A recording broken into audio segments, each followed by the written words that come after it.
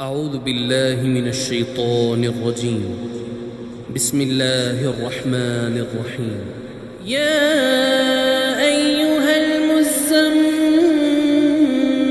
قم الليل إلا قليلا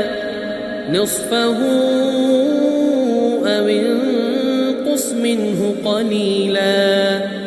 أو زد عليه ورتل القرآن ترتيلا إنا سنلقي عليك قولا ثقيلا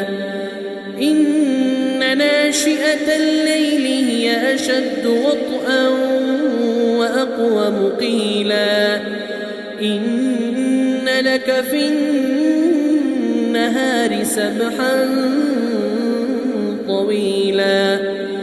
واذكر اسم ربك وتبتل إليه تبتيلا رب المشرق والمغرب لا إله إلا هو فاتخذه وكيلا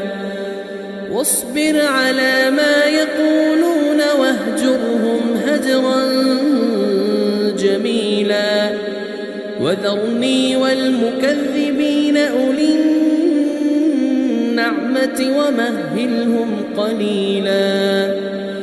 إن لدينا أنكالا وجحيما وطعاما ذا غصة وعذابا أليما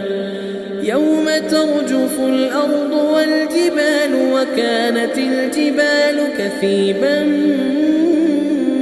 مهيلا إنا أرسلنا إليكم رسولا شاهدا عليكم كما أرسلنا إلى فرعون رسولا فعصى فرعون الرسول فأخذناه أخذا وبيلا فكيف تتقون إن كفرتم يوما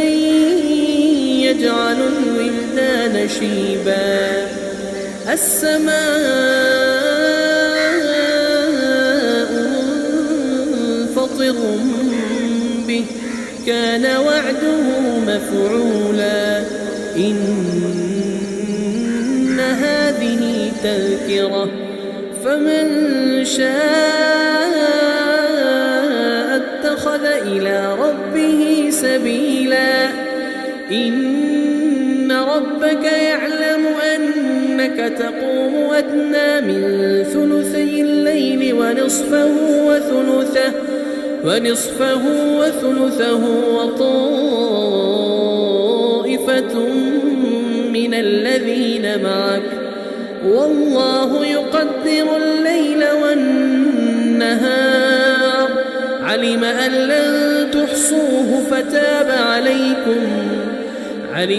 لن تحصوه فتاب عليكم فاقرؤوا ما تيسر من القرآن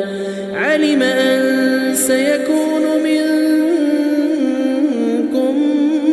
مرضى وآخرون يضربون في الأرض يبتغون من فضل الله وآخرون يقاتلون في سبيل الله فاقرؤوا ما تيسر منه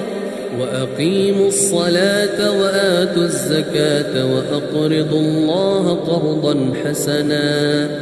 وما تقدموا لأنفسكم من خير تجدوه عند الله هو خيرا وأعظم أجرا واستغفروا الله